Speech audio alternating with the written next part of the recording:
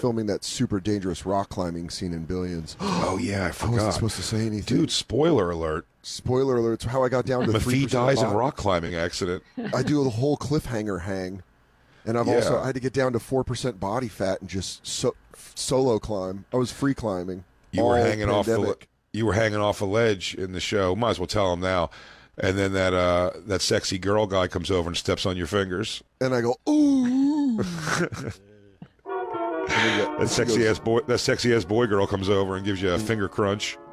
And I go, ooh, fuck you, I love it. They don't put that. They need to put more of that in movies and TV. Guys, she has that girl. It. She's a friend of yours. She's got a beautiful face. Yeah, what a beautiful face. Yeah, I'm so curious to see are there pictures of her with long hair, like wigs and stuff. She's done modeling, right? Yeah, there was a scene in season 5 where they had Asia in a wig. Yeah. No, season 4. But I do my own stunts on this episode, so I'm very excited for everyone to see it because it's actually on a real mountain. So, heads up, coming out, coming at you, coming at you. No stunt double. No stunt double. No, the stunt double that they actually do hire stunt doubles because we're all pussies. But no way, dude! Don't you say that about yourself. The boxing episode, the stunt double they hired was like it was like. He looked like completed Dan. Like I'm like 2 or 3 parts missing Dan out of the box, and he looked like completed Dan. Where I was like, man, you just walk around, you're all tall and nice and smile big, and meanwhile I'm like, all right, I'm gonna go get a Gatorade and take a nap. Are there gobstoppers at craft services? Dude, the shit that I eat at craft services compared to what you know what it is. I mean, when you're doing Hustlers, why are we getting off-brand Rice Krispies treats? Rice Krispies makes their own. You guys can just do solo packaged Rice Krispie treats. I don't even understand this. Anybody else want a handful of Hershey Kisses?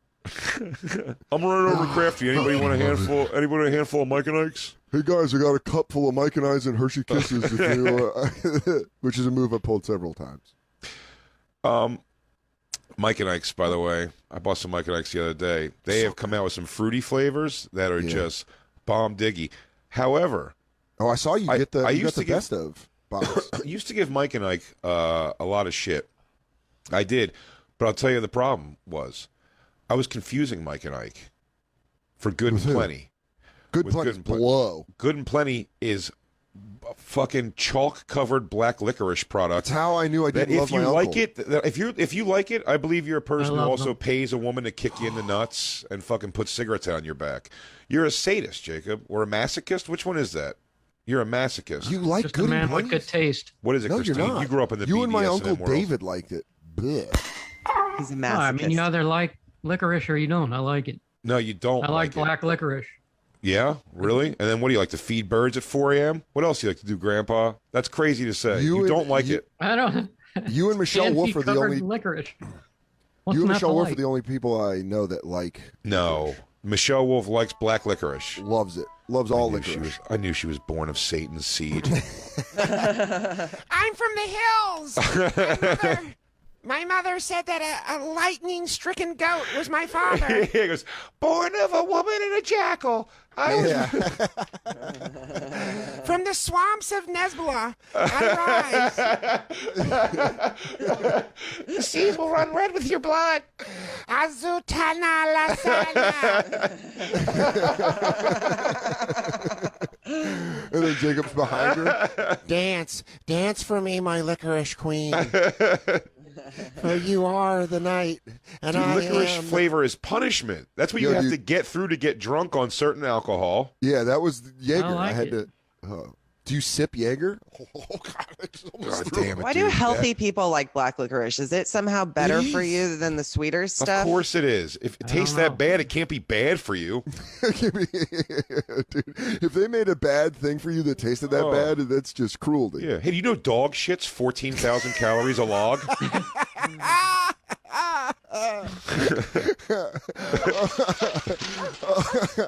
Dude, if you eat a big old hand of poo, you're gonna pack on the pound. Dude, yeah. Do not think about wearing a two-piece this summer. I'll tell you, one of Myrtle's logs is likened to 3 Baconators. So, major bag alert. That's what I say when Myrtle's fucking laying ropes. Or not ropes, turds. She's not coming. She's not just blasting. Wow, god damn it. There's so much I want to talk about. Dude, last night, Legion of Skanks. Yeah, very fun. Or no, I'm sorry, not last night. Way back. Monday back night, on Monday. But coming out on Friday on GasDigitalNetwork.com. Legion of Skanks. Louis J. Gomez out. Myself and Kim Condon subbed in. And the young bull, Shane Gillis. Surprise appearance by Shane Gillis. Coming in for about the last hour of the show. It was such a fun show. We did a game. This is a little preview because it'll be coming out on Friday.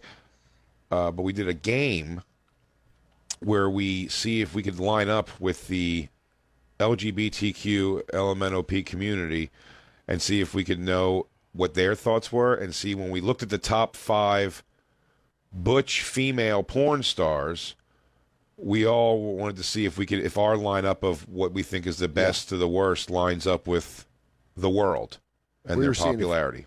We were seeing if we had similar tastes. Turns out Yes. I do not. I got all of them wrong. I'll tell you this. Spoiler. For a straight man, Big J. Oakerson, I'm saying it in the third person, Big J. Oakerson has his finger on the pulse of the butch and gay porn community. I would say that Jay worked that game, WERK. I did. I don't quite did. understand what do you mean. Okay, so Jacob, what we did Face was, I'll tell you. So we found the top 5. This was done by production. They found the top 5 butch female porn stars, butch female lesbian porn stars, and the top 5 gay male porn stars.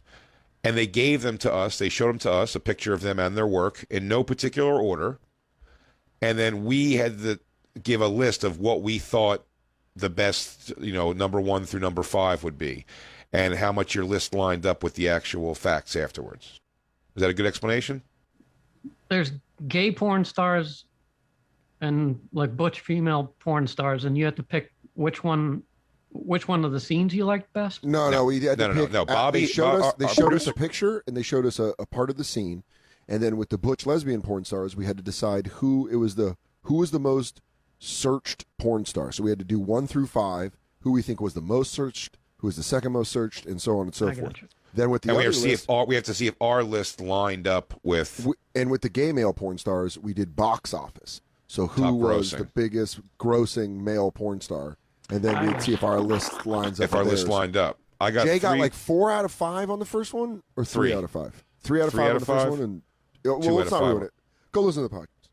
Oh, yeah. Go listen to the podcast. Sorry. However, a That's spoiler that we will say. Well, I'll tell you what. If you don't, you listen for free anyway if you haven't heard it by now. So, spoiler alert, I win. Whoa! spoiler! A spoiler on the spoiler. Spoiler alert, I win. But there was, in the butch lesbian porn, the whole point of this, to get to the butch lesbian porn stars, one, I forget which one, but that might have been Nikki Hart, on the inside of her arm has a tattoo that looked like a tattoo of Shane Gillis. That's what we were laughing at first. And we all had a good time laughing at that because, boy, oh boy, did it sort of look from a distance like a picture of Shane And honestly, I Gillis. think it was a Frankenstein tattoo. It may have been. I think it was Frankenstein's monster on her in her arm. Yeah. And not Victor von Frankenstein. Not That's what you were Victor thinking. Von, not the doctor. No, the monster. The monster. The monster he created. Victor von Frankenstein. Frankenstein. And then another one came up by the name of Pinky. Oh, I just had this. Angel. Pinky Angel. And it was of the video, which you could find if you look up Pinky Angel, you can find pretty much, is Pinky Angel being tied down to a bed, all limbs tied to a bed while getting her butch chaunch eaten out by this other girl. Yeah. Getting laughed up. And the profile of Pinky Angel, this butch porn star, looks identical to Shane Gillis, the young bull. And we were all having a good laugh at that for 5 minutes. 5 minutes just laughing at how this hard profile looks like him. And then she turned her face forward. And we realized that she looks exactly like Shane Gillis from all angles. I immediately was watching Jacob's face on that. That was fun to watch. Oh, yeah, in me real too. time. I mean, it looks like Shane. Dude, how fucking funny is that? Incredible. Dude, at this point, I know the top first 5 seconds of that's every what I kept ad saying read. during Skanks. It's just him going, "You're so gay. Stop. You're so gay." Dude, I mean, we'll put this out on at the Bonfire SXM. Only on Twitter. You can't put it out on Instagram. Only on Twitter, I guess. You're right. I guess Facebook Campers Group can take. Oh no Facebook either. But it looks like Shane Gillis getting his pussy eaten. That fucking sound effect is perfect. Similar body. Stop! You're gay. Notre Dame's on. Yo, stop sucking it. Oh, dude. I mean, Yeah, that was one it of looks the like hardest Shane laughs Gillis. It looks like a deep fake. Dude, when we put that up and he did the profile, that was one of the hardest laughs I've had. By the way, you know what I just realized? This caught us so hard, and we went laughing so hard, is we forgot to look up the porn star who looks like Kim Condon. Kimberly. Yeah. Who was I on the mean, show. this really blew the room open. This really changed the course. Changed the course of the show. I mean, good luck. At one point, when she steps away and you just see the full body, it still might be Shane. Yeah. It could be Shane wearing some fake titties. Puss. There's a part where she totally puss. leaves. Maybe I'm wrong. But look up other. Is this a fluke? Is it possibly a fluke, Dan? No, That you looked up another video, I think. no, it was the one picture, the one other picture. But like, Oh, okay. even yet, look up pictures. Go to images of. Dude, that right there where she just brought her head up looked exactly like Shane.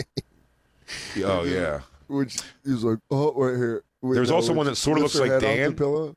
Yeah, One there was sort of a- looked like Dan named Piggy Bean. there. Look up that picture. Really is. Oh, It really is him. oh, dude, chill. Uncanny. Damn, baby girl, you're really Uncanny. spreading my gash. Oh, chill. Baby girl. Yo, chill, you're going to make me come. I'm going to squirt. Chill. Yeah. Go Chill about birds. to pop. Go birds. Go birds. What a Oh, by the way, look when the girl riding the picture all the way to All the the way right to the there, right. it looks like Shane. Yeah. No, not that one. Oh, the Go one on the back. Go back. yeah. All the way to the right. Right there, yeah. Dude, that's so fucking funny. Yeah, you want to get food after this? Dude. Everyone's Yo. got finding doppelgangers in anything is like when someone looks at people send it to me all the time on Twitter and stuff. They'll be like, someone sent me one that's like it looks like Dan Soder and Mateo Lane had a baby, and the guy looked exactly like that. He was petting this cat. Oh, dude, if you could bring Finding up doppelgangers. The Cliff Burton one was the first one where I looked at a young Cliff Burton and I was like, holy shit. Yeah, Was that I mean, Cliff Burton? DJ Lou certainly absolutely has. I mean, you got Eddie Furlong for sure. Yeah. Jacob, you definitely got Chuck Manson. I'm trying to think, DJ or Black Like that. Lou. Yeah, dude, Yeah, you look like Chaz Manson, dude. Me, I don't know who look. Oh, me. They had the guy from Lost. That used to hurt so much. Oh, wait, did we show you my other doppelganger? We did look. Did we not look at this yet? No. Did we look at Mick Foley's son now? Oh, no. We haven't looked at Dewey Foley Look at Dewey Foley right now. because the A&E biography of Mick Foley was on. I'm telling you, disturbing. You sent that to me, and it was an audible laugh. I was like, "Oh shit, dude! Dewey, It's weird. Dewey, you have it, Dewey's Christine? Little Big J." Dewey Foley. Oh, that's not. Kevin Owens is your doppelganger. You think? Yeah. Yeah, Oh, that's Jesus Dewey H. Cox isn't Christ. close. No, that's not good. Go to Kevin Owens, Yeah. They always say, WWE superstar. It's the hair and the beard. It's just when you have the like similar hair and beard, you're gonna look alike. I think with like shaved faces, it'd be different. yeah, but like I'm in shape, and this guy's like, right? Yeah, dude, you're totally Kevin Owens. Yeah. No. Yeah. I could be that guy. See, what's up, Big J? What's up, yo? That's Yeah. why I loved when the one Comedy Central did a lot of cool stuff for us. But when they made us those action figures of I was Jericho and you were Kevin Owens, Oh yeah. the best friends one, Yeah. that was fucking awesome. That was great. That was a very fun guy's gift. Oh, someone I DM'd. Hey, look, even an abused wife's been out to a couple nice dinners. You know what I mean? Hey, sometimes kids who get hit got nice TVs. You just don't ask questions. Hey, you know, you just play your even a video guy- games. Yeah. We never did the wrong door. We never did the wrong hotel door. I know. We also got. I told you that Wayman what the girl says to the cop is. Oh yeah. By all Let's means, bring that up. Let's take a little peeky-do at that. Let's take a little peek. Because this is a girl being lost in great audio. It's a girl being lost in her drunken, aggressive girl joke. At first, she's getting arrested, and what you won't hear because it doesn't sound right. It's muffled, but she's getting arrested. I'm sure for underage drinking. So that's good. So she's underage. She's somewhere, looks like 18, 19, I'm going to say, for my sake. When she says to the cops... For the sake of this video to be okay? Yeah. Do they want to be... No, she asks if they want to fuck her from behind. And everybody laughs, but then it's just weird, and she's just lost in having to say it, where she almost just starts saying it normally. She's like, no, do you guys really... Do you want to? This is what? It's short. It's a short video. But she's in a bikini. She's... looks like a hot enough chick, and these stupid fucking. If you're the guy all the way in the back with the right, see that still screen of the guy with the sunglasses on his head. Mm-hmm, yeah. At what point do you stop smirking and be like, yeah, okay, but like we're not, right? We're not. Yeah. He goes, that's not. He goes, Sarge, bitch is asking for it. I know. All right, Ortega. Ortega, get in the cruiser. Yeah, this is the oath we take, though. Okay, come on, stop. No. I get that, and I get that. This is like when Sarge. Come on, Sarge. Let me just get a taste of it. Let me get a taste. He's probably doing what I used to do when I was drinking and no one else wanted to do shots, where I'd just be like, I mean, we could all probably do one, right? What's wrong? Yeah, well, one's not Christ. bad. Yeah, a shot. Whatever. So go ahead, play the video. Oh, they're just at a lake. These are lake audio people. for some reason. The audio shall return. Peculiar. Oh. Ding, ding, ding, ding, ding, ding, ding, ding, ding. You love Rush. Oh shit! How are you gonna do that? Slap around my handcuffs? Don't cut my fucking back. Don't. Fuck off. Are you done? Are you done? Are you gonna fuck me from behind? Are you done? Are you gonna fuck me from behind? No, stop asking that. Okay, are you gonna fuck me from behind? Are you? But that's funny. This is the guy in the background does like he wants to go. Are you asking if I will because you want me to, or are you saying am I going to against your will? Also, are you no? But what's the story here? Are you talking to anyone in particular? Because I think that really changes the situation. Yeah, dynamic. Do you want to fuck? Because I tell you over there, like Officer George is married. He's married. So, the guy that's holding your arms has got a lovely wife, Deborah. So I just would say, but if that's something you might be interested in, I could probably hook you up. Honestly, I could probably take you down to the station myself. Work you over a little bit. I think she offers a hand job at one point in the middle. What I think is this girl, for being underage, very sexualized. I would also say, let's hope she makes it to 30. Because I think if you're getting arrested for underage drinking, just tossing out, getting tagged from behind, it's like, hey. Let's talk to somebody. What's going on, girl? Oh, she needs therapy for sure. Just sit on the hood of the car and you go, what's really going on? What's going on, kid? Let's take these cuffs off. Come on. But I'll tell you what. Talk about kid. As soon as they said they were going to cut her bag, she snaps, and that's what I'm saying. So she goes from like being like this like whimsical, like, hey everyone, hey, these guys want to fuck me from behind, and everyone's like, oh shit, and then but that's the only phrase she's stuck on now. So he's going like, Miss, are you going to comply? He goes, are you going to fuck me from behind?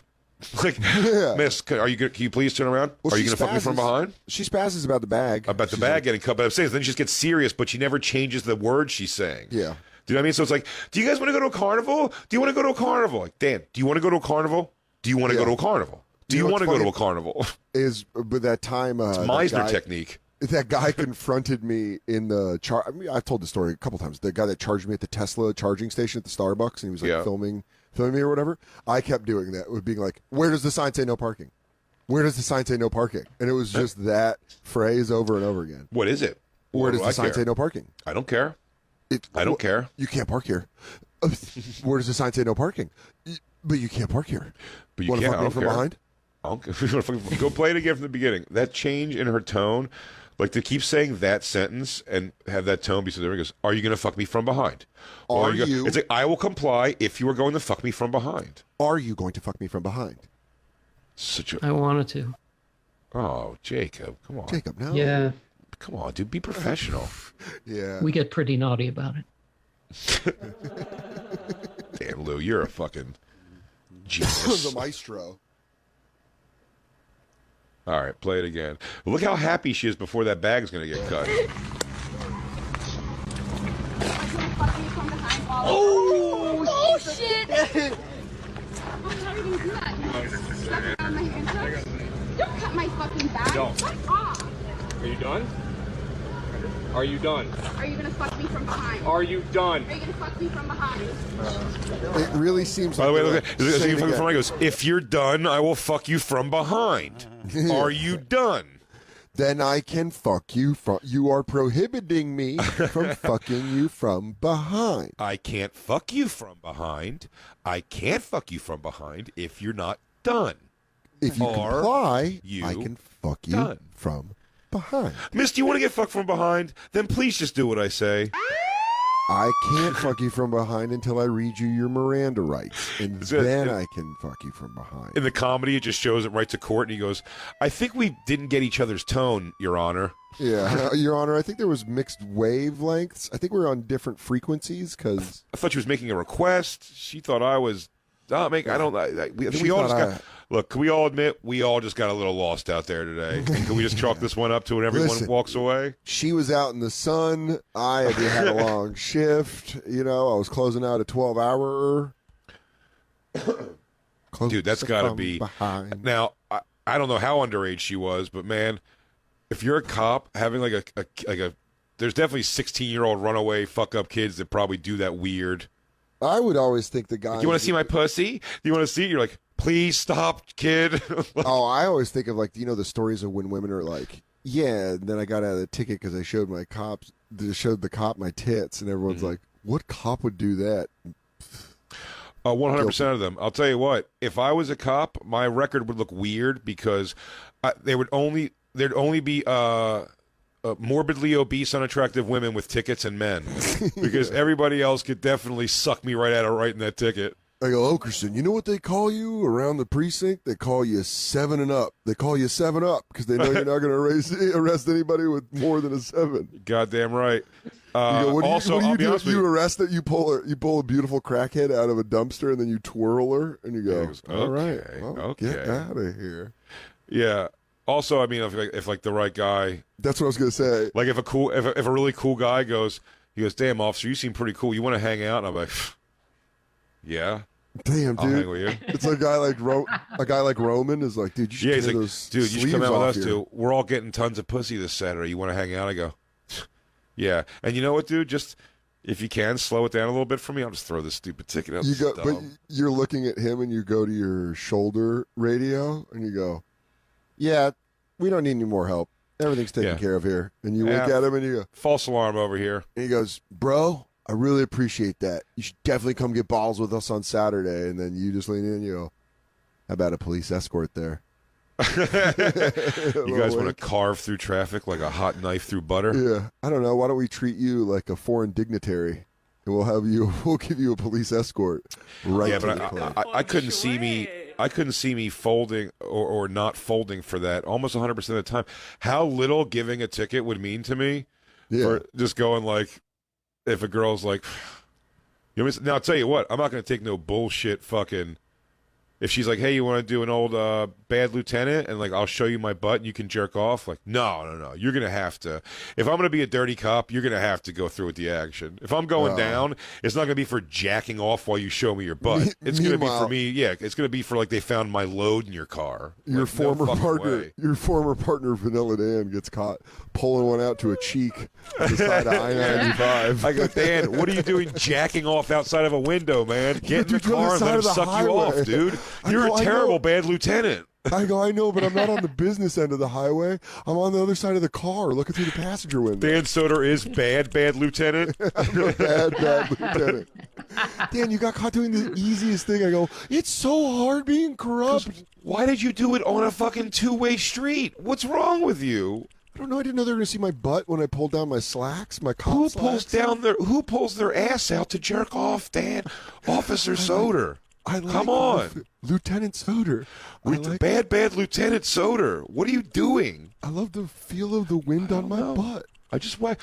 Because you didn't make her do anything. She wouldn't even have told on you. She was like, I just made her like recite the alphabet, and I jacked off to her. A, B, C, D, and I made her push. He goes, hey, together. you want to get out of this ticket? Send me your Instagram. Yeah. I'm going to stand here. I'm going to look at you, and I'm going to look at your bikini pictures with you on your family vacation and masturbate in front of you. Also, can you just softly lay your hand on my tricep and then pull it away? Thank you. Thank you. Recipe complete. Good. Sorry. I hope that gets out of the velvet doors of your Mercury Cougar. Oh, I'm so sorry. I forgot Pontiac started doing this kind of interior. I would be a complete filthy Jacob. You'd be a good cop. Yeah, my God, you wouldn't take advantage of anybody. You'd have a daughter that would always give a speech about how you were on the force for 30 years clean. Jacob, I know your mom still tells her friends that you're a good boy. You're 47 years old. He doesn't take cookies when I don't want him to.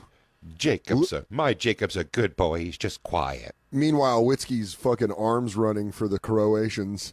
Oh, man. Witzke's just having a burner in a warehouse. He's totally the cop that shows up, and the other criminal goes, wait, is this cool? It's a cop. And they go, it's cool. Yeah, Lou, how you doing? And he goes, heart's beating, ain't it? And puts out a cigarette. Man. He goes, Lou does a lot of meetings at a dock late night. Oh, dude. Where he wears a very tight, skull cap. At any moment in Lou's pocket, there's a manila envelope stuffed with hundreds that are fucking from drugs or guns. I feel like Lou is a two-finger come hither hand motion over his shoulder away from a crane starting to move a giant, one of those giant loader trucks. He goes, listen, he's the one that flips. When you catch him, he flips on the rest of the dirty cops. He goes, what do you want me to say? Every Gutierrez, Santino, they was all on the take. I promise you, if this comes back to me, you'll all be dead before I get arrested. I always see Lou as the guy that's always on his way out, so he doesn't even really care. He's like, I got another year on the force, and then I collect my pension. Listen, just move the heroin. Don't sell it at any schools. We're all right.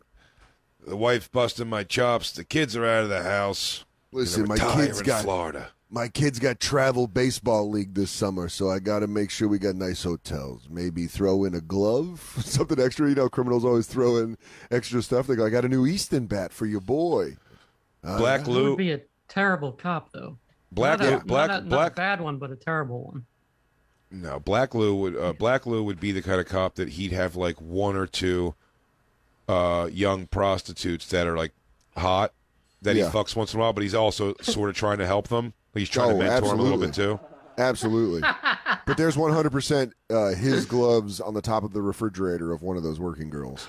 But much like Training Day, like he's got a sawed off like posted up at her house in case the shit comes down because she lives in the ghetto and that's not really his thing. Yeah, Lou goes by there just to lay on the bed and watch a game while he eats something she cooked, plantanos off a plate on his chest. Because she lives in his beat. Like she lives, it doesn't look like he's not at work. Yeah. Black Lou's got the beat and he knows everybody. He's Denzel in Training Day. Yeah. He's got it all down. Like they're afraid of him. They know he's a fucking wild card. But like, overall though, he does bring down He gets big cases. He brings. Don't forget about Christine, the Black Widow Evans, who is a detective that she just always finds murders whenever she's like the detective they call in when a young girl is killed, and Christine just comes in glass-eyed and is like, I can read this whole goddamn scene. I picture Christine go on Pornhub or whatever and look up the girl cops that just bang their black. They arrest them and then they fuck them always. She goes, "What's this? Is this a gun?" And he goes, "Ain't a gun." She's like, "Well, what is it then?" These porns are funny because they just like they're wearing uniforms. Neither of them are like very hot. Yeah, they both sort of have like older porn bodies, but like they're hilarious, dude. They just like the rationale for why they're gonna fuck them. Like, yeah, you want to go to jail? What's this right here? What is this? I think I'm starting to find out. Yeah, like just the what's this right here is just one of the funniest sentences in porn. Well, then what's this right here? By the way, the first girl I ever fingered in the dark before her brother caught us by opening the closet door. Yeah. I was touching her pussy and going, "What is this? What am I touching? What am I?" Oh, I said that's those so words. funny. Hello. I was just irrationally young. How old? I mean, young, like 11. Because I was Oh my gosh. I was 13 the first When time you touched I touched one the first time? beeve. And I told you, I went up through the leg pant of her shorts while Yeah. watching Batman and Robin. It made zero sense in the movie That's theater. hot, dude. Is that Mr. Freeze? Of course, chill out. Hey Dan, you're getting a boner. Cool it. I think you're hotter than Poison Ivy. Oh man, you're so bushy. It's so coarse. Your hair down there is so coarse. Did she have real heavy muff? Yeah. That is funny. I started having sex and hooking up with girls in a time where, like the bald pussy wasn't even a disgusting just yet, unless it came was out- like in porn. For You know me, what I mean? that And came out of this. Yeah. and It's it was- exactly. and- and they were woolly. I was like, damn, you got a hold on fucking SOS pad down there. Yeah, it's wild. But I'll tell you what. That's how you knew you were. That's how you knew you were getting to fucking home plate, dude. I'm not gonna lie. The first time I touched that fucking fur, my fucking wiener almost jumped out of my corduroy shorts. Of course it did, dude. Because you knew you were getting close. You were getting close to the fucking spot, dude. That's how you then, know. you know, You then found 5 the yellow months- brick road. And and then 5 months later, you find out 2 guys on your football team fingered her. So then you're just like, Dude. cool. Sure, man. Listen, you go in there, you find a bunch of fucking Dude, one of other those guys people's turned out- rings and fingernail dirt. One of those guys ended up being I swear to God, this is real, a like Top Gun fucking plane. He was a jet.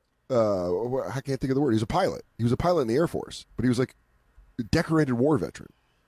Yeah, dude, my buddy John. I've done so many dumb stories with my buddy John. He's he's currently right now again in Afghanistan flying a fucking attack helicopter. But then Matt was trying to be my friend. I mean, we 8th grade, when your girlfriend cheats on you, first off, it's way too real, too much real life, too young. Where you're like, Oh my God! what? And dude, that was a year that Why started. do I have these feelings in me? Shout out to Mike McDaniel, always and forever, for when that happened.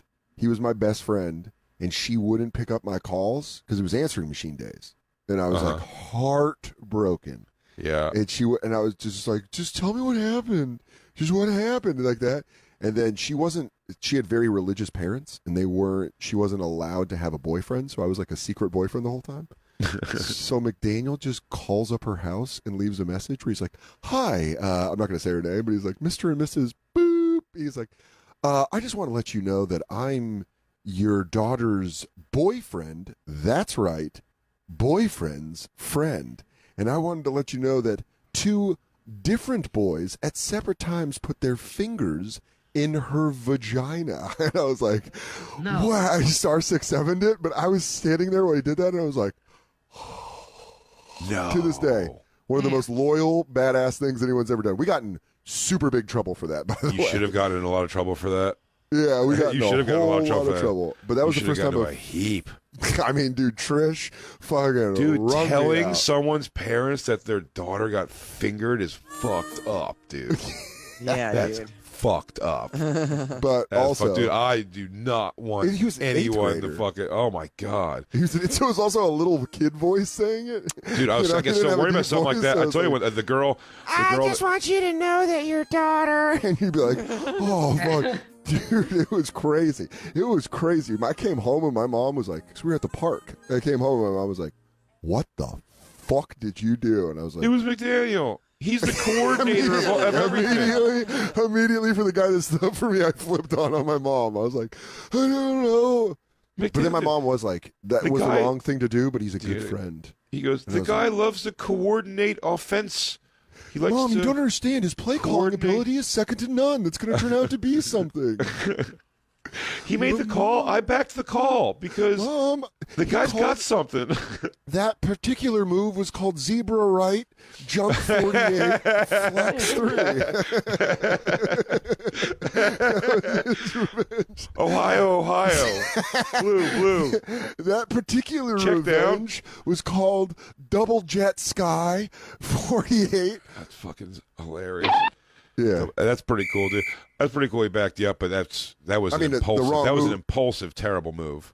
Oh, absolutely. And I probably think he would completely agree now as an adult. But when you're Dude, 13 years old and you're out in these streets whiling, Oh, you know, yeah. riding mongooses around, and your heart's broken, Buddy. your boy's heart shattered. Buddy, so little Jay, Yeah. when I lived in South Jersey my senior year, maybe right after senior year.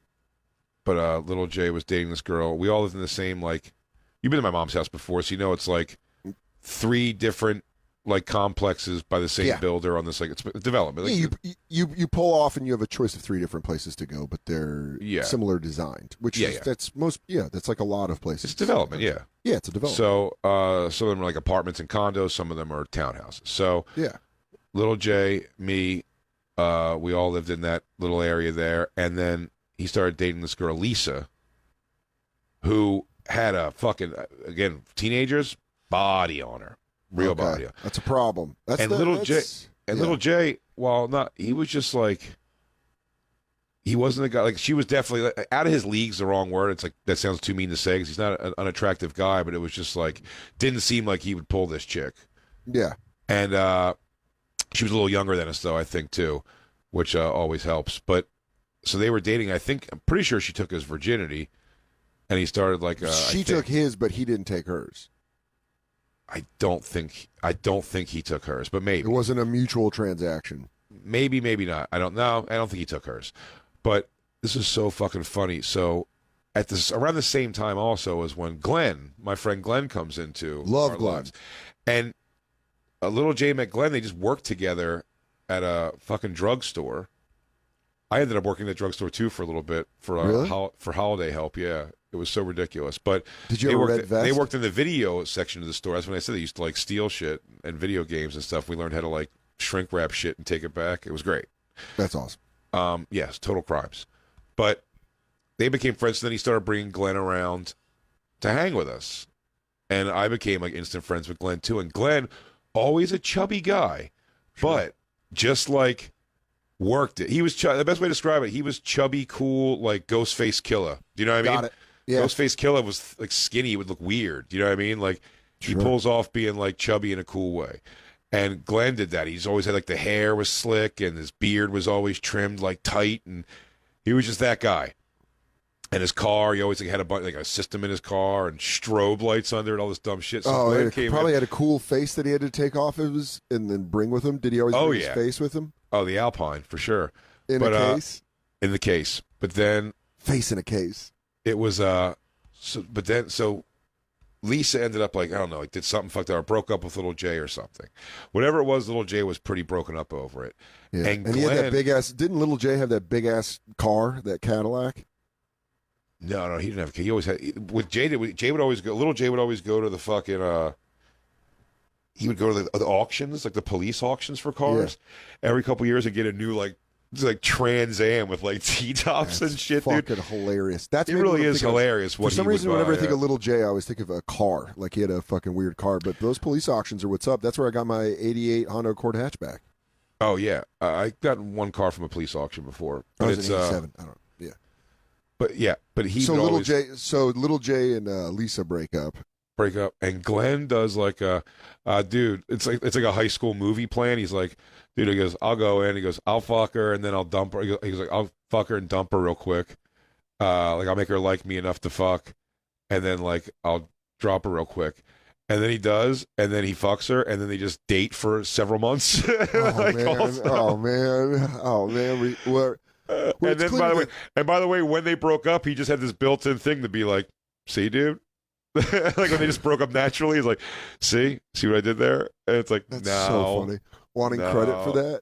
Yeah, I go, "There you go, dude, done." It's also a thing where it's pretty clear that was his intention the entire time, to be like, "I'm gonna bang this girl."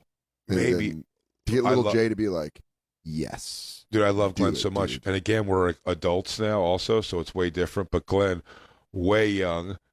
We had to learn. Me and Glenn like had one didn't talk for a couple weeks, like argument. And then he called me first, which I always like thought was pretty respectable.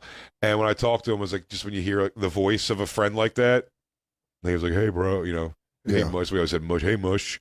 And you go, and you just go, I love you. Get over here, you son of a bitch. Because you're just like, and you go, I just won't put myself in positions with him again where that could happen. And it was always chick shit. It was chick shit. It was always like, hey, these girls. That's hard during a real friend fight. What? I said that's hard during like when you have a real fight with your friend, whether it be something over trivial like a girl, or like a real fight.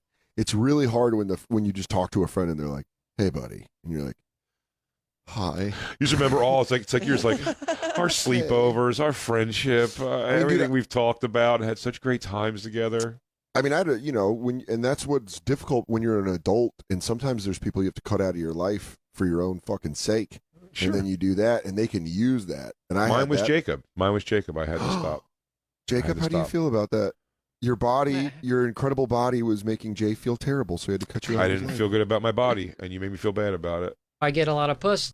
I know you do. Okay, you have to rub it in my goddamn face every day. It's not funny. It's not funny, Jacob. It's not funny.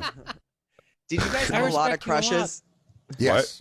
Did you have a lot of crushes that other people swooped in on? Yes, that was all of high school, Christine. Well, come on, you know that whole story for me. Fucking Janessa, Faragelli, Samantha Montalbani. Yeah. They hooked up with everybody but me. I don't know if they fucked everybody, but I mean, Jay's crush list reads like a mob's wife list. Oh. You're like Sandy Tarducci, Scarpelli, it's Scatamalungio. He talked about Samantha Montalbani. There it is. There's my angel's voice. You had 3 major crushes that got scooped up, Jacob? I didn't even have a chance, but yeah. One girl was just awful. She said the meanest thing to me. Oh. I never forgot this because I was just very quiet in class. For fear of getting the shit beat out of me. Sure. One time, the math class had just started, and the teacher took attendance.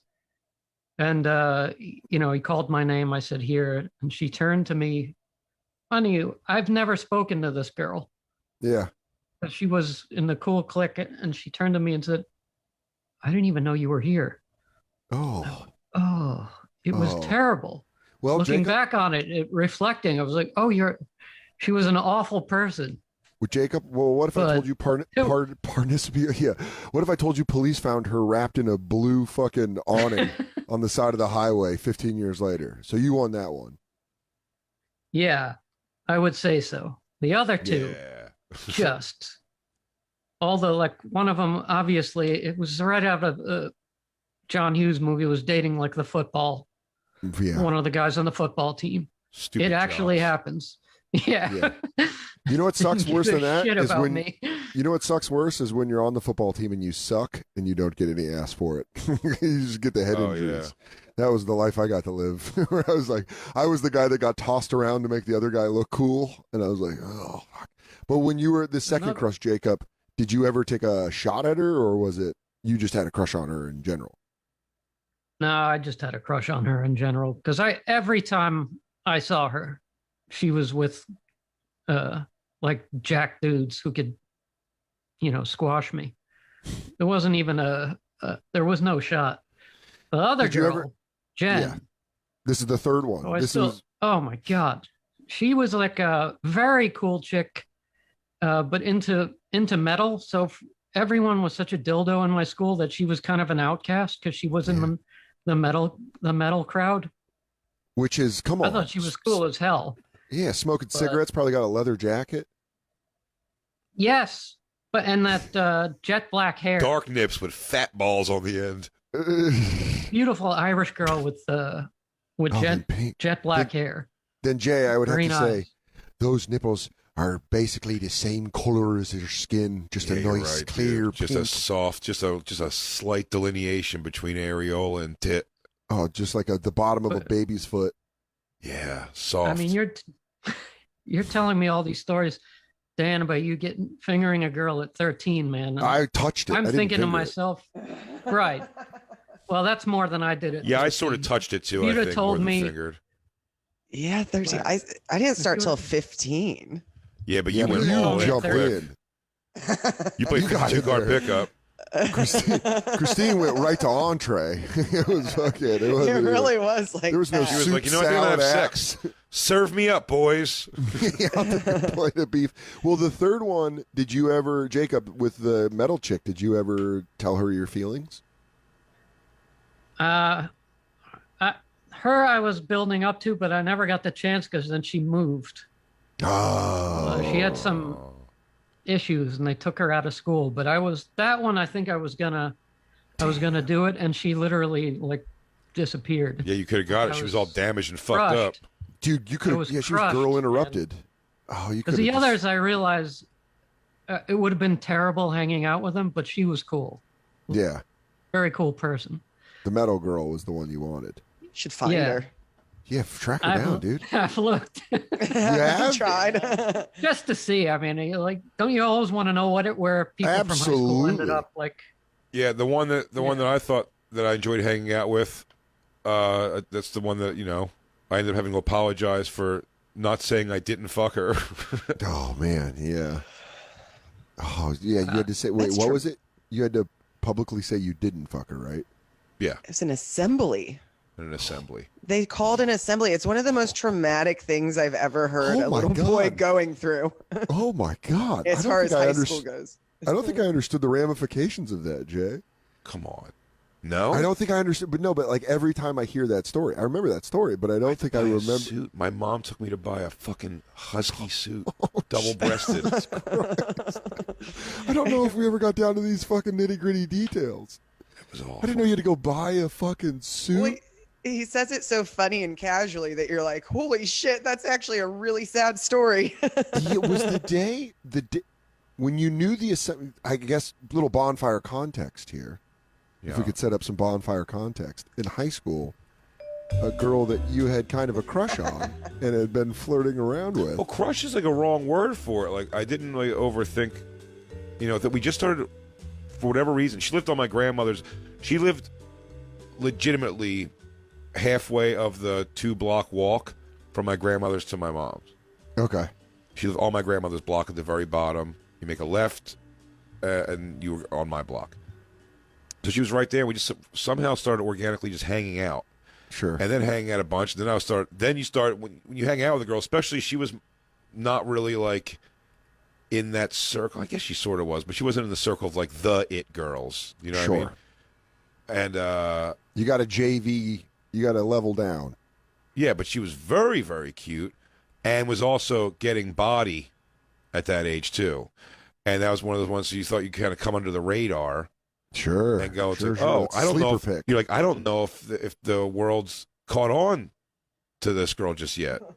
Man, when you can spot it, when they do like divine rotting with water, and you can like fucking catch it, you're like, this girl's gonna have huge tits. And then you're like, all right, nerd girl, me and you were friends, and then you're like, now what she probably just thought was, oh, this guy's funny. Yeah, she probably just thought this guy's funny, and I'll hang with him.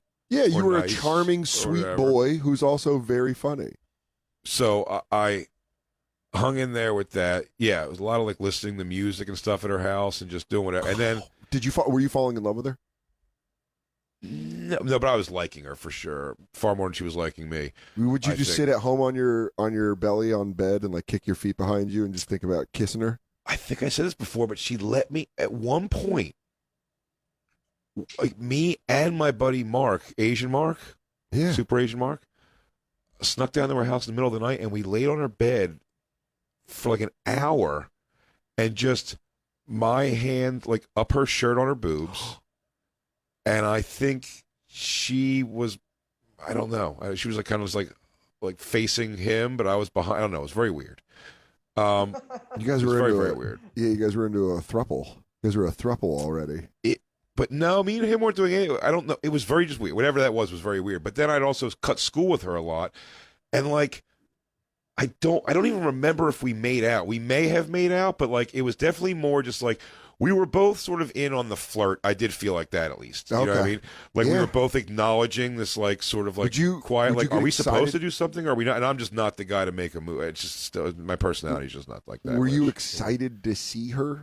Would you yeah. You'd have that she wanted to cut school and go to her, because her parents were gone, so we can cut school and stay in her house. And she had a basement bedroom. Oh, so man, come on. Like, the basement was hers, basically. Men, never let your daughters have a basement. Her parents loved me. They liked me so much. You were her Dawson. Dude, that came crashing down so fucking hard. No, because here's the thing. I don't know if we were moving in a direction of like dating. Probably not. In the perfect world, I'd think maybe. But maybe not. Didn't even get there because in our little flirtatious playing around, one person just pressure asked me. By the way, probably would have. She may have been who I lost my virginity to. Possibly, I don't know. I think she ended up becoming a lesbian, but I might be wrong. But I may have lost my virginity or done significantly more sexual stuff with her if I said, "No, dude, we're just hanging out," like I said. But I did say that a bunch, and then it was just like when you cut with somebody in like a couple months, like 10 times. Yeah. And your friend's like, "What'd you do today?" I'm like, "Oh, I cut with Carly." Yeah. And we fucking it's like it could have maybe like got if I would have just stood firm my ground. You know that now. You know what I mean? Yeah. But I buckled to them, basically calling me like a fucking pussy for not fucking her by hanging at her house. And we're like kids still. You know what I mean? Yeah, dude. You guys And are you're in like, high school. You're yeah, man, and you're that like, pressure. You can't so handle that pressure when like, you're that kid. And I was just like, I just did like a, "What do you think?" And I just felt kind of getting away with it by doing that. And then Oh no, Jason! it feels no. like 3 seconds later, a guy who liked her and a guy she liked. Oh no! As I said before, we weren't like we weren't, you know what I mean? It was just like, I think another guy showed interest in her, and she was like, walked home with him one day, and he was like, "I would totally ask you out, but you had sex with Jay and whatever." And she was like, "Excuse me?" He's like, "Yeah, he told everybody." Meanwhile, it was just the kid I told. Oh no! Well, you know what's crazy about that is when you're in high school and you don't realize that guy was heartbroken when he heard that. That's why he did that. It was because he liked her, and then she liked him, and he was in a different flirtation. Take her side, dude. That's fine. No, dude. I'm trying to say, I'm trying to give you perspective as an fine, adult. dude. I was just a fat kid getting excited that a pretty girl wanted to kiss him. Oh man, no, Jason. Oh, you sweet boy. So, at what point to him? When do you find out that this shit is? Because these kind of situations are I always think like an it was- asteroid hitting Earth. Well, And buddy- you always want to warn Earth and be like, Here's "Little buddy. Jason, listen to me now. My name is Dan Soder. I'm from the year 2021. We host a radio show together. You are in big trouble. You are in big trouble. Go. Go to Carly's house, and you need to squash this immediately." Dude, I'll tell you what, this is probably before beepers. Yeah. Definitely before cell phones by many, many years. Wasn't even thought. So she walks to his house after school, from what I gather. And they find this out on his front steps. Now, the neighborhood, it's like a grid neighborhood in West Philadelphia. So it's just like, you know what I mean? Like you can walk the whole neighborhood. It's what everybody gets around, or bikes. Yeah. But she's walking. So she's got a 15-minute walk to get home. I'm sure right away. I guess this happens like after her parents are home from whatever. Her parents call me. Oh, Not yeah, her. okay. Oh God. Sure, her parents. Oh God, when you get the. Oh God, when you They get threatened to sue me for slander. That's Sue me. ridiculous. So I know. She was Jewish. I'm just kidding. Yeah, and then I don't know what. I don't even remember. We see how the family reacts. You go, if your dad would have came over with a half a bottle of Jameson and swung at you, it would have been like, "Oh, so Irish? You were in an Irish neighborhood." No, if I, like, I can't even like remember. I don't even know if like I fucking ever spoke words with her after that. Maybe like an awkward, like maybe an awkward, like kind of like hi bye or something like that. Maybe, but like so her. I've actually even reached out. I mean, it's ridiculous now, so I have to assume it's just not seeing it or something, or maybe it's a long term biggest horrible moment of her life. But I've reached out on social media before when I found like in years past, like just to say like, you know, like, oh, I've told the story on the thing, and like, you know, Clip this. What an asshole I am, and say what a dummy I came off like. And thinking she'd be, it's like, oh yeah, remember that, but like there's nothing back. She's like, oh, that piece of shit stuff. Also, but I think if you go to her social media again, it's been a while. Actually, it's been a while, and I think even before all of like, let's say it's before Me Too, so back that far is when I looked at her stuff, and whatever it was still very like. Maybe it was Trump stuff, anti-Trump stuff, or even anti-Bush. Whatever it was like very like, it was very just very dykey energy. Dude, so but just to complete the story, because I'm so interested. So she finds out that she goes and tells her parents. Her parents call you. What is that feeling when you pick up the phone? Because this is pre-caller ID, I'm guessing. not even a pre-caller. It's pre-caller ID, I think, but it wouldn't even matter if it was or wasn't. I picked up the phone, and it's like, again, it's a house phone. Yeah. So my stepfather is like, at least my stepfather, maybe both of them, are there in the living room. So I get this call. So you can't, like, you know, they're going to tell by my tone, like, what's going on. You kind of don't want them to know what's going on. So you're like, huh? Yeah. Oh, and they're like, who is it? man. And they have to do like the who is it? And you got to go, and you're like, what? And what's the exact age you are right now? Man. Are you like 15? What's ninth grade? 14. Yeah. So you're like 14 years old? Might the worst, I would say the worst It might age. be 10th I would say 13 grade. and 14 are the worst age. I think it might be 10th grade. Okay, so you're 15. You're on the cusp of getting a license. It's 9th or 10th. So you pick up the phone. Mom and Joe are in the living room watching some TV, and you just get hit with the, this is Mr. Zachalakis. Yeah, dude. I'm Carly's dad. We just heard they the liked rumor. me so much. Oh no, they knew you. I forgot. See, I was like one of, like, you know, they talked to me and like you'd stay for dinner sometimes. We were coming. You were their friend. You were Dude, her Dawson. You really were. So upset. Like yelling upset? The father threatened to sue me. I was a child. He threatened to sue me. Also, that's really funny to think of him being like, I'm going to take everything. Your bike. I'm going to take your favorite trapper keeper. I punched him in his stomach and I said, sue me for what? Dude, are you going to take my guys? Is he going to take my guys? He goes, Jason, I'm going to let you know, if I take this to the 4th District Court of Appeals, I'm going to take Road Pig. Oh, dude, it was, damn, man. Yeah, that was shitty. Dude, that phone call, though, when you pick up and your face drops, so how do you keep it hidden from your mom and Joe? Are you just like, oh, no, okay, well, I'll see you later? No, I didn't. Like, I had to tell them immediately. But like as the phone call's ending, what do you? We should have my mom. Okay. We should have my mom call in, but she's so bad at this. My mom definitely has like the memory of what happened. I'm so fascinated by that because anytime I've gotten in big should I speakerphone her? I can speakerphone her. Speakerphone her. My mom. I would say I'm going to remember text how I brought it up to her. Text her first. Let's take a break. We got to take a break. So text her on the break, and we'll figure it out. And we'll come back, and I want to hear the end of this story because I want to hear about you buying a suit. I want to hear about the assembly and what kind of principal thought that was a good idea. All right, so let's take a break. We'll come right back. It's the Bonfire.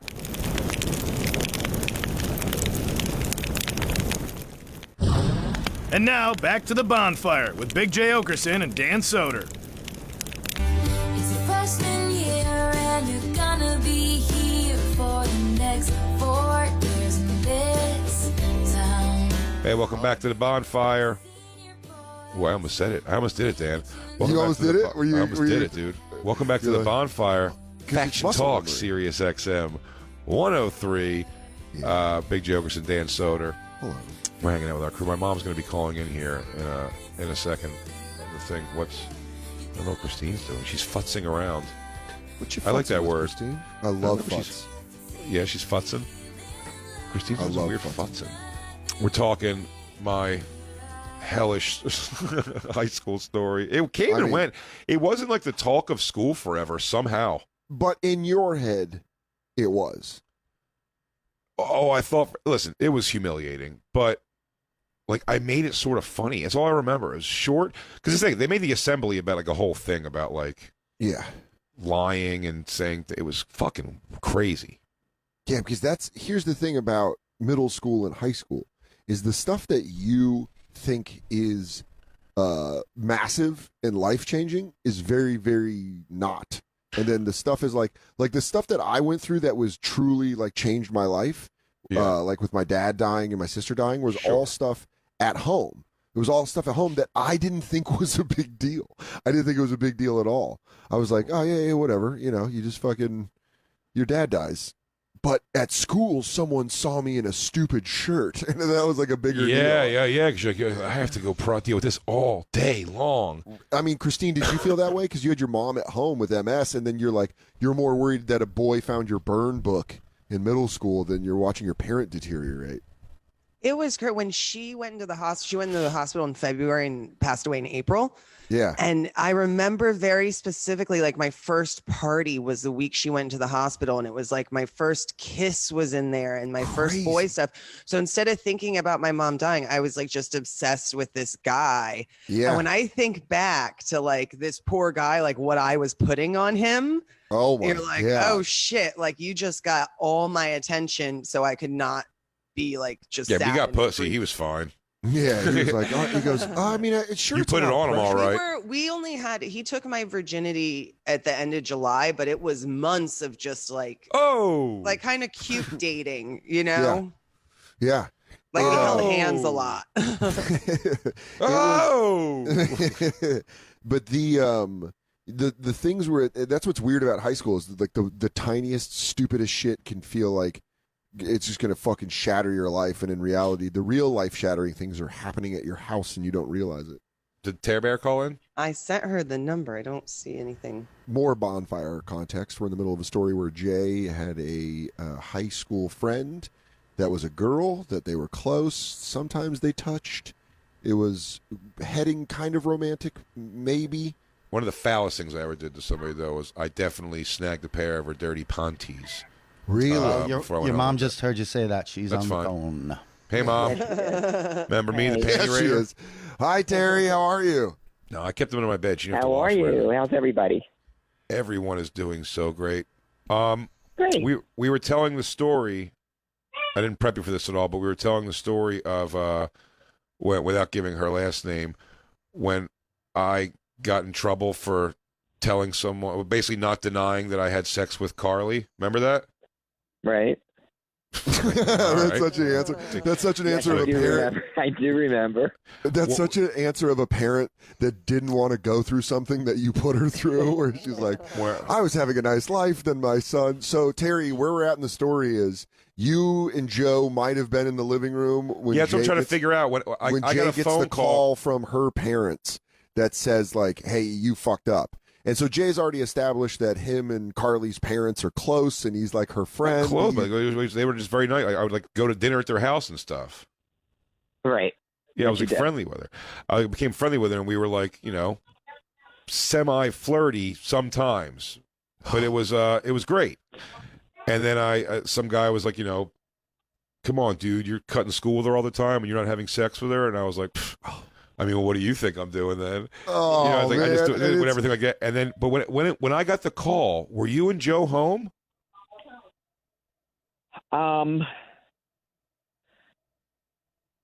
Yes. I think so. Yeah, it was a living room phone. It was bad. If I got the call, obviously I was home. No cell Oh phones back then. man! So Terry, when he gets the call from her parents, and he's threatened to be sued by an adult man, slander. How did he explain it to you? Do you remember? Was he like, "Hey, Mom, so you remember Carly?"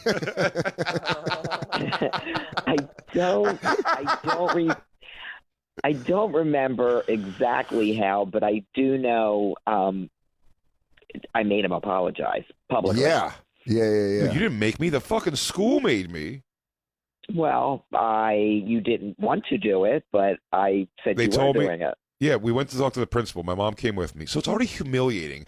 I have to go with my mom and talk to somebody about the fact that I shouldn't have lied and said I'd said. What is, by the way, nobody is hearing my constant pleas of like, I didn't say I did. I just didn't say that I didn't. And they're like, doesn't matter, son. You did it.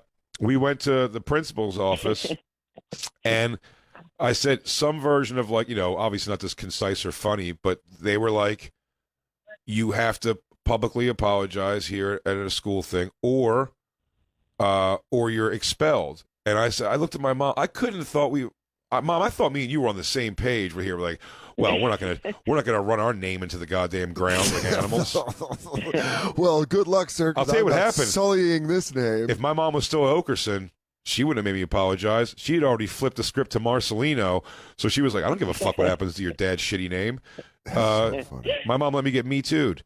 But I was like, I remember looking at my mom and just having like, all right, Mom, so I guess, new school, new city, new friends, right? Like, we'll just start over. And she was like, no, you're going to go apologize. And we had to go buy a husky suit, a double-breasted husky suit for me to apologize in an assembly. Yeah, I'm pretty sure that your grandmother bought you that. Yeah. But we went. And man. God damn it, I had to make that apology. It was humiliating. It was Did you horrible. get it tailored? It was like, what's the conversation with the tailor while you're getting that suit fixed out? He's like, you got something fun? You go, I'm in trouble for saying that. I spread some sexual lies about somebody. Well, Giuseppe, I wish I could tell you that this is for a nice wedding. No, it would be like Horst or something. It would be definitely an old Jew. Oh my God, dude! If it makes you feel any better, if it was this day and age, probably nobody would care. Yeah. Or no, or I would be eradicated from public school system altogether. It's quite the opposite. It's probably way worse now. But I said I've tried to reach out over the years to Carly even, and like almost be like, oh, we should tell this story or whatever, and like it's never heard anything. She's never like she's never even been like, hey. She is not over it. I think she may have become a lesbian. Really? I think I turned her lesbo. That to her. No, but I was also the one that turned you in when you cut school too. So. Oh yeah, Mom, how am I supposed to trust you if I ever kill somebody? What if I kill Christine? I need an alibi. She's like, I'll turn you right in. You told me that all your friends' parents said that they were home that day, and all I had to do was tell them that, and you wouldn't get an in-school suspension. Yep. You remember that? Yeah, you said no. Yeah. You did it anyway. And you said I sold you right down the river. You did. You hooked me up a couple times. You didn't go and shut down the tattoo shop when I got my 16-year-old tattoo. Thank God. Okay, that's big. Didn't. She was going. Did you threaten that though? Did you threaten to go? Fucking! I told her you could punish me for 3 years past my 18th birthday. It was 6 months, so it was close. Yeah, she gave me a good run. I had to jump on a bus like an asshole. Oh damn, dude! Were you scared shitless when you were like, "Don't shut it down! Don't shut it down"? Please, God, it still exists, by the way. By the way, it still exists. He was pretty upset that I was going to try to get the tattoo parlor shut down. Oh my God, I would have been mortified. It's like, Mom, please don't do that, dude. One time there was a well, I was already the new kid in town, and now we're going to shut down the underage tattoo shop. Oh my God, what are we, vigilantes? I was like in 8th grade, and a couple of the cool man, I might have been in between 8th grade and freshman year, and a couple of the cool kids from high school were like walking around out in front of our street, and we had a basketball hoop in the front. And a couple of the basketball players were like in that group, and they were just dunking on it, right?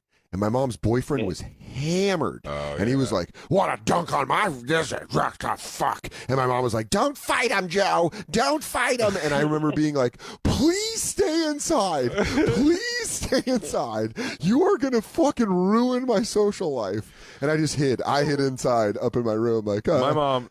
Oh God, my mom didn't embarrass me like that. But my mom just, again, at 24 years old, would come into school to bring cupcakes with her big, huge boobs. And I see all the kids, like, heads, like, bouncing with their boobs through the room. And you're like, guys, take it easy. Well, I couldn't help that. Yeah. She goes, what are you going to do, you know? Sexy mom, got to live it out there. Yeah. I'm just a buxomy mom. What is it? What's your problem? All my black friends didn't call her Miss Terry. They called her Ms. Terry. Ms. Terry. Oh, if it isn't Ms. Terry, my I actually dressed pretty conservative back then for being 24. Yeah, that's right. You know what? I didn't think about that. You're 24 years old. You should have been going after it. My mom had me in her mid-30s, so by the time I was 6, she was just a sensible 42-year-old that was wearing power suits like she was Murphy Brown. Dude, I remember being an age where I knew my mom I had a babysitter that night where I was going to stay at my grandma's because mom's going to a club. She's going clubbing. Mom's going to go out to the club. Well, she had to find me a stepfather, and she did. But dude, it's better going to the club than going to Caldonia's and finding a guy with 2 felonies on his record to come back home. But what's worse now, if your parents meeting each other's story is on like Tinder or something now, or that's that they normal met, now, or that they met at Carney's. Yeah, my mom and Joe met at Carney's, ladies' night. Well, here's my question to you. No, I don't think it was ladies. Maybe it was. No, I don't. Mom remember. used to go on Wednesday nights because it was ladies' night. No, it wasn't ladies' night. It was a Friday night. Oh man, Man, met such a him. I met slut. him on a Friday night because I was done school. We were out celebrating that I was done. Oh, my yeah? first year of respiratory. Cruising for some dick because you passed community college? Hey, God, you're so Philly. Jay, stop it. Your mother was out enjoying a 2-for-1 kamikaze night. She had to go out but Terry, my question. By the time I met Joe, I gave up on kamikazes. Kamikazes, me and kamikazes don't get along. I just That's love a weird your thing to know mom about my mom. She has a history with kamikazes. Terry, when the back to the assembly, because I'm very just she didn't traumatic. come. Trauma-wise, I'm very, very interested by this because Jay, so you go get the suit, and was it just it? So it was kind of a deal of like, hey, listen, Jay's going to give this speech, and then we're cool. Everything's cool. And the parents agreed to that? Like Carly's parents were like, that's fine if he gives a speech. I don't even know. I think they just never spoke to me again. It just shut down completely. But that assembly thing, I guess, is what satiated them because it was. I was the only the only speaker. They wanted something to be done. Her parents were so livid at that point. They just wanted something done. And my guess is that they probably just wanted to embarrass him. Yeah. That's probably. I mean, dude. Why is having sex with me, Mom? Why did you just co-sign that having sex with me is embarrassing for her? No, she goes. No, look. Clearly, No, she's humiliated at the idea that she would like you. No, so Jay, they wanted you to feel bad. No, Jay. What they're saying, what your mom's trying to say is that they wanted to they just out of spite wanted you to be embarrassed because they were embarrassed because because and maybe Carly was embarrassed because you. Not that she should have been embarrassed if that happened. That's not what I'm saying. It's saying you guys were kids. You guys were kids, and maybe it was just something that she didn't want. You brought that. Oh no, I was wrong. Or whatever. Yeah, but then Jay, you brought that old lounge. You brought that old lounge lizard energy where you're like, "What do you guys do when you cut school?" And you go, "What do people do when they lay on a bed and get sweaty?" I don't know. I just know these. Little jazz in the sheets. Zoom, doom, doom, doom. Jacob, do you have a question for my mother? Not a question. I feel like Terry was trying to defuse them as quickly as possible. They wanted their little victory. Just to get it over with. My mom had there was no question in her mind when they said it was basically, what do we have to do? And they were like, he can't come to school here anymore unless he apologizes in a public assembly. And I really thought my mom was going to be like, I thought we were going to leave out of there like laughing over breakfast. Like, can you believe that? It goes, who needs school anyway? It's stupid. Let's start working. You're cutting through your eggs with a fork, and you go, you know what? I always wanted to be a Lincoln Knight. How about that? You start talking about other high schools. With anything else, again, in today's day and age, if something like that happened, and like I said, not that anybody would even care, but it would be around the entire school like wildfire. But back then, it wasn't the same. Back then, it's like, he was telling his friends, oh, yeah, well, what do you think happened? What is it? But I don't think. No, a friend. Just one. It turns out he wasn't very much of a friend. But I'll tell you this. Also, but I do say it was my first time ever doing comedy because I knew, like, to get through that at all, I was going to have to be, like, funny. And you're also right. What's funny was to have a fucking assembly where 90% of the people had no idea what was going on. I was apologizing for something. They were like, what? Right. That's what I'm saying. That's what I'm saying. I said I don't think it was necessary to apologize to a whole assembly when 90% of the people probably didn't even know what happened. Like I said, now when things happen, it's all over the school in no time because it's all over Facebook and everybody. Oh yeah, I'd be done. But I'll tell you what's so funny is two times in my life, and I remember it took me back to it. I think I even may have said it that night, but the sound. Dan, we walk on stage a lot, and when you walk on stage, just because of the nature of how it works, like. The crowd is clapping. Even if they don't know you, it's like now coming to the stage, blah, blah, blah, and they clap, and you walk to the stage. Dave Kimowitz's rest in peace funeral, when I had to do the eulogy at the funeral, and that assembly, or the deafening silence of just hearing your dress shoes click on floor is so while you're walking to a microphone, you just hear those clicks and you're like, this is a nightmare. This is going to go bad. I'm not going to do good here. Did you?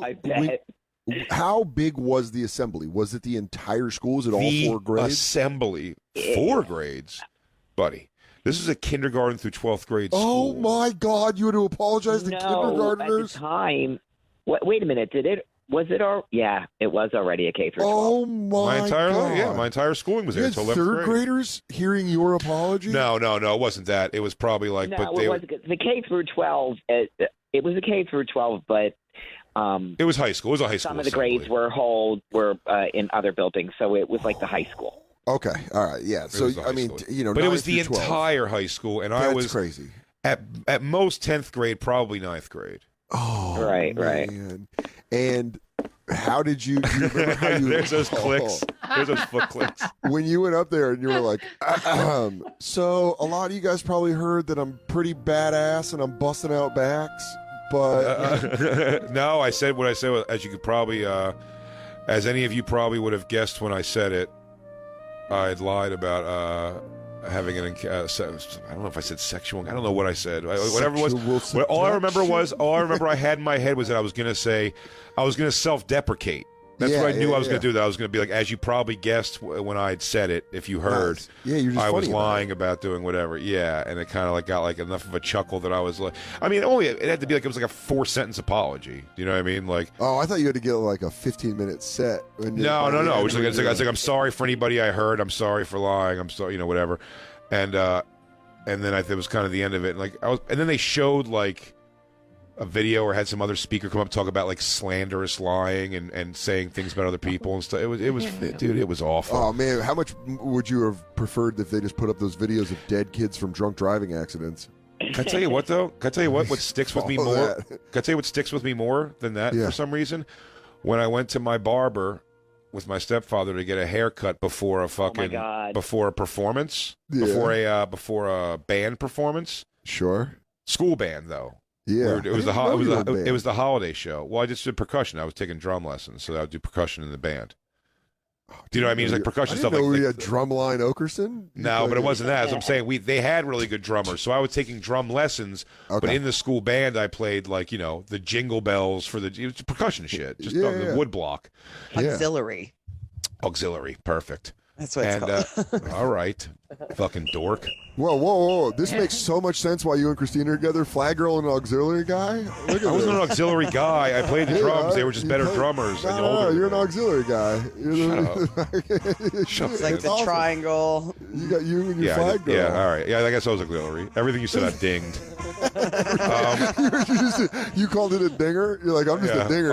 I'm back there digging, dude. Digging.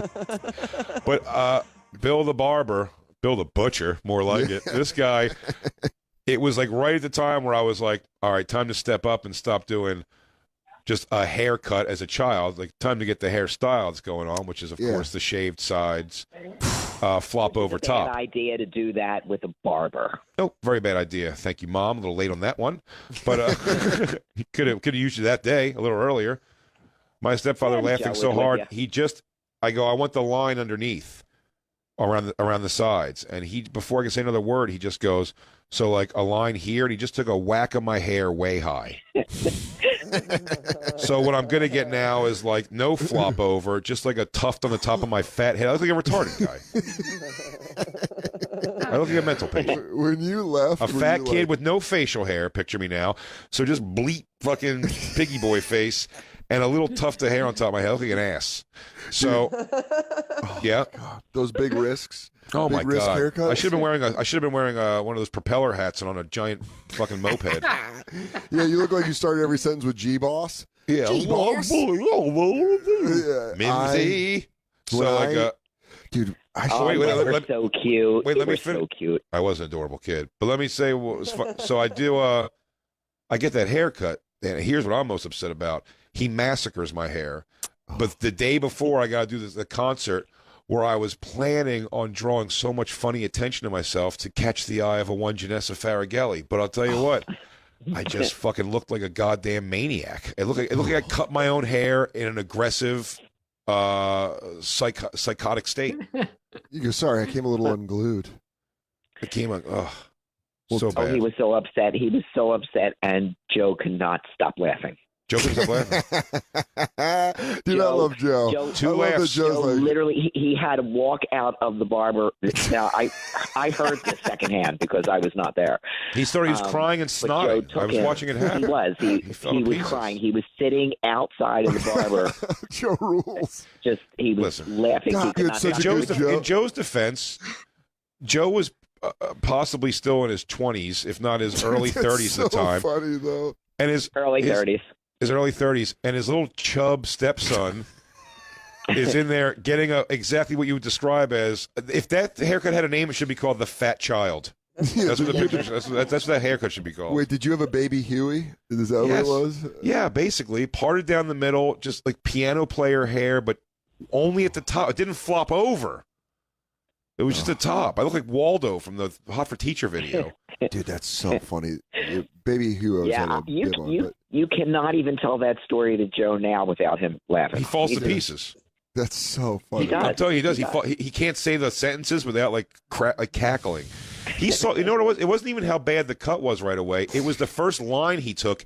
He made a complete permanent decision on with not by asking me if this is the kind of haircut I want. He goes something like wonk, like right here, and I'm like, well, we can't do anything different now. That's crazy what you just did. Yours was much more painful, but I went through a similar thing that was much gayer when I was in 8th grade and the undercut was popular, the same haircut.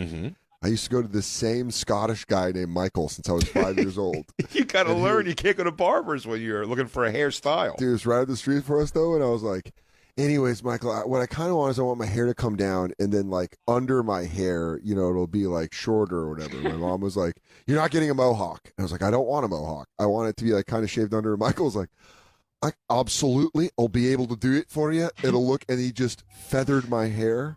So it was just like, as it went down, it got longer and it was feathered.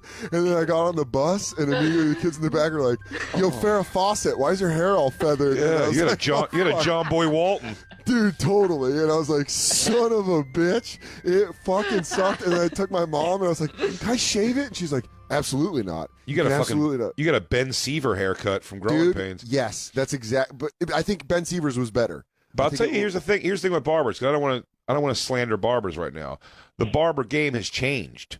You go to a barber, you go to a young barber now. That guy will give you a motherfucker of a haircut. Yeah. I've moved back to a barber now. I'm back to a barber up here, and I love it. Yeah, I love going to bar, but they are different. It's different. But remember, we're talking about going back to an old, just bald Jewish man who those days. Yeah. Back in those days, though, they were giving haircuts, and it was each person was like 5 minutes. It was haircuts for grandpas. They would make you look like you were going off to war all the time, or you had long hair. Yeah. They give you. I'll take the WW2. Yeah, can I have the store? Can I have the Da Nang? I want to look like I'm going to Vietnam. Thank you. Hell yeah. Well, Mom. But they didn't even do the high and tight or anything of that nature, so they didn't do any of that stuff. Oh, wow, the language. High and tight. God, I love that we can just call your mom and have her fill in Yeah. that Well, while we laugh, I think we turned that Carly girl total lesbo. But I don't know. It remains to be seen. You never hear from. I mean, you have not heard anything from her. Oh, even Because Jamie. I don't think most of your Jamie's ever old talked to her. Your old friends. I mean, you've been in touch with in one fashion or another. Oh, Randy Relaford, the whole I thing. love real names. Randy Relaford. By the way, in Orlando, I'll probably see Randy Relaford and Randy Bracy, who Bracey's is coming out. No, listen, I think I told you this before, Dan. Randy Bracy is in Orlando. I think he's like a senator in Florida. What? Braceface? Yeah. So what? Old Braceface. Old Braceface? Actually, you want to know something funny? They always called him Savage because his first name was Randy. And so his nickname was Savage always. That's pretty badass. Yeah. Do you always send me my best to Randy Relaford's family? Oh, of course I will. And just for the record, Randy Relaford is...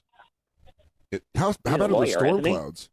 Oh, did Christine just reach her hand in and do that? Yeah. that freaked me out. Just turned the light on here. You can't see it, but the light in Jay's room just turned on, and then he just had no scared the living clue hell out of me. Didn't know Christine went and did that. That was awesome. And Mom, just for the record, so because a lot of people like to write articles about me. Randy Relaford, as several of my friends, was what color? He is black. Yay! I am great. I am great. Great. I Jay am great. is great. Ally. Black Lives Matter. Black Lives Matter. Mom, Terry, I love you so much. I love you too. Listen, when you're off the air, call me. Sure. You could have just texted me that.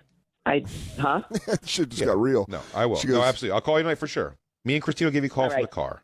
My mom always hits me with that fucking with that energy. She's like, "Hey, you got to call me about something." Hey, be a dear. I know he has to call me. I wanted to tell you what I found at my mom's house. Oh Lord, a body. Oh, no. The body of a hooker. No, I know a bunch of fun trinkets. I'll be showing a bunch of that stuff here on the bonfire. My grandma's gonna have some of my old drawings, Dan. You're gonna like. Oh man! Just for the record, Dan, so you know, I've been drawing what I want to dress and look like in my dreams since I was a boy. Since I was a little kid, I drew rock and roll vampire people. Hell yeah. Fridays. I got Jay. You guys go see him. Go make sure you check him out at Helium this Thursday through Saturday. After that, you can catch him in Maryland, Orlando, and Appleton, Wisconsin for tickets and all other tour dates. Visit bigjcomedy.com.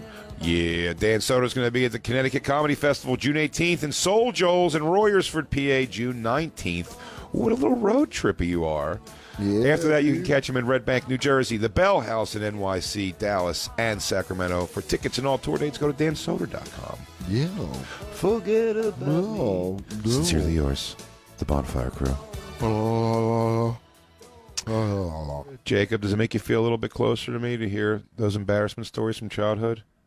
You think I'm just some big galoot bully, but I'm a sensitive boy. Mm-hmm. No, of course. I bonded with you. My mom, huh? She did not. One thing about my mom, she did not take shit. She wasn't a pushover mom, for sure. I mean, she really was like, for being such a young mom, she was like, "You're gonna go fucking apologize in a suit." And I'm like, "Do you fucking hate me? Like, why? Like, why would you put me through this?" She was like, "Just do it." She really did have more of like just fucking do the apology. Let's go. Stop.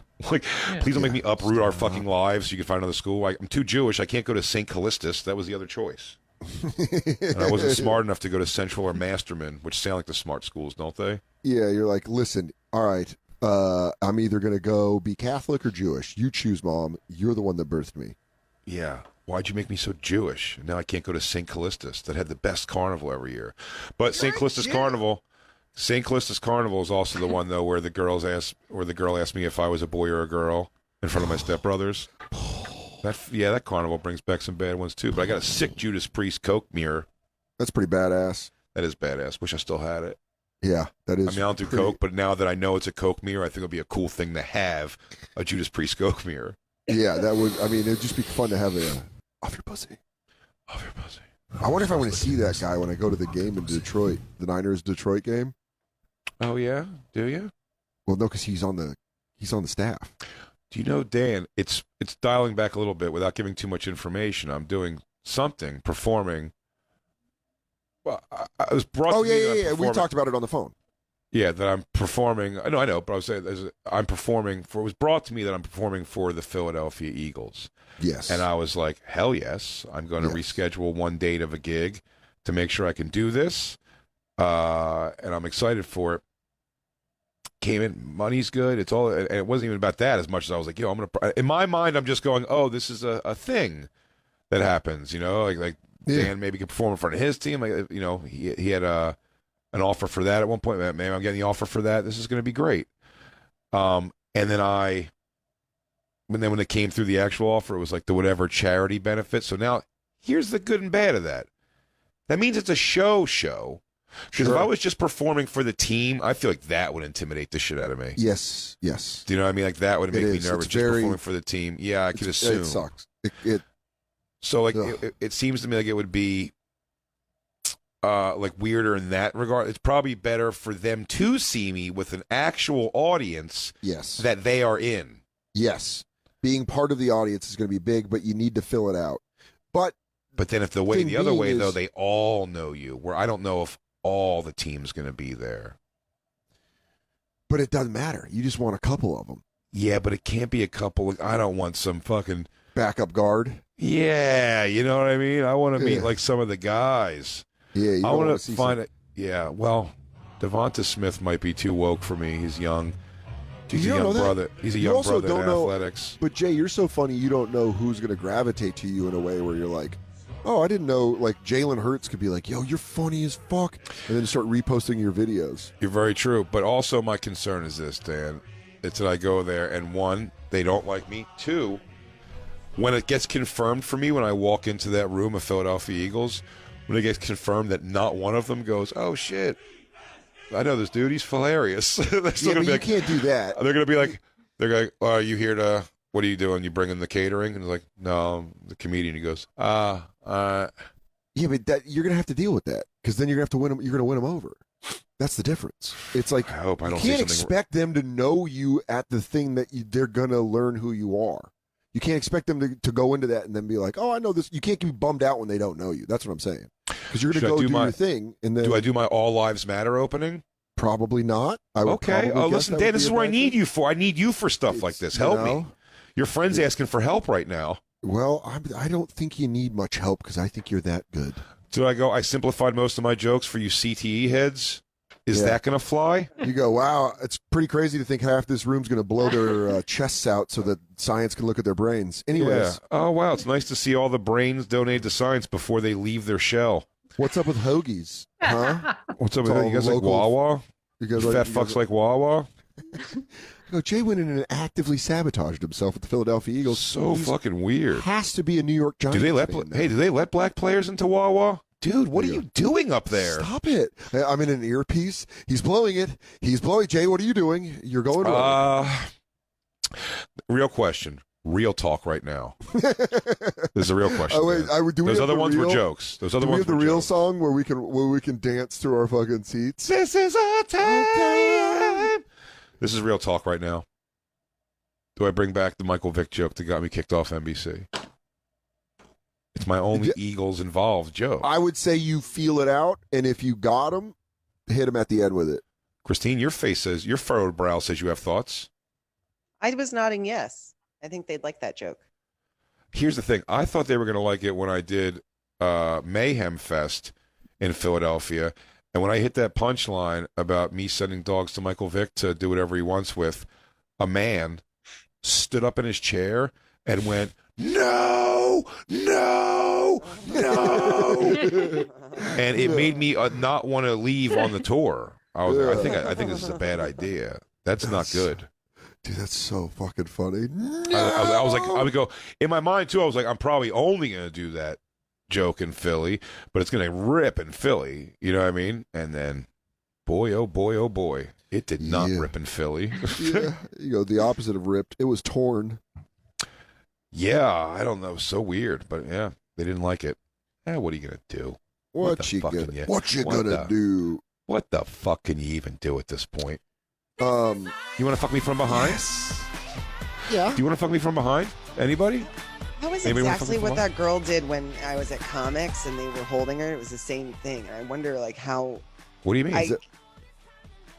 She was what you want to fuck me. It was that same position where they had her bent over with hands behind her back. So I wonder how many other women yelled that out. They get triggered. Yeah, just get triggered by having their hands behind their back, bent over something, and they're like, "But what are you gonna fuck me?" And you're like, "Well, I'm arresting you." Not really. How about a super honest cop though that goes, "Do you want to fuck me?" He goes, "I'd love to, but right now this is a different thing. I'm kind of in something right now, but yeah." He goes, "Look, more than anything, and listen." This is probably after you see a judge, you'll probably be out. And if we could reschedule this for tomorrow, yes. But right now, I do have a job to do. I would love to, but I can't right now. What's your Friday afternoon look like? Yes, absolutely. I would like to. And here's my actual personal number. I'm thinking maybe get a munch and a drink first. Maybe go to. How do you feel about Shake Shack? We could eat it outside. Yeah, I'd have been. I wouldn't have been caught for all my. I would have had too much fear to go through with a money scheme. No, I would have just. Yeah. And being a dirty guy. The money scheme, I'll live my life like we're going to get caught constantly.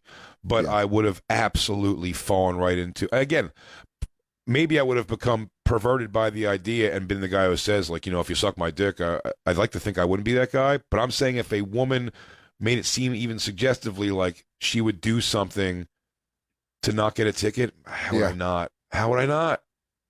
How would I not? Power of cameras now, man, is that they're always being filmed. I'll tell you exactly what kind of dirty cop I would be. I'd be the kind that when there's a stack of drug money, I would take 2 fucking things of it and put it under my bulletproof vest the way they do in the movies. I would just Yeah. put fucking 40K, and then you guys would come over and have all of the Hasbro WWF figures that I bought off eBay on a shelf. By the way, Jacob, simple solution for your problem is take a little Vaseline, slap it on that body cam for a couple minutes while you get your pud pulled. Yeah, while a lady of the night fucking gets out your demons. I'm like, oh, Hey, sorry, I had fuck? Wendy's. Yeah. Oh, sorry, I had Wendy's for lunch. I must have got a little grease on the thing there. So that's the Baconator. Major bag alert, right? Bag alert. Anyways. Free promo. Frosty Chino. All right. Oh, we gotta go. BigJComedy.com, DanSoder.com. DanSoder.com. At the Bonfire SXM, we fucking watch the videos, listen to the podcast. We love you. Have a fun weekend. Black Lou will be back with us on Monday. See you, Indianapolis. See you tonight. Yeah, Indy, go buy tickets right now. We love you. Bye-bye.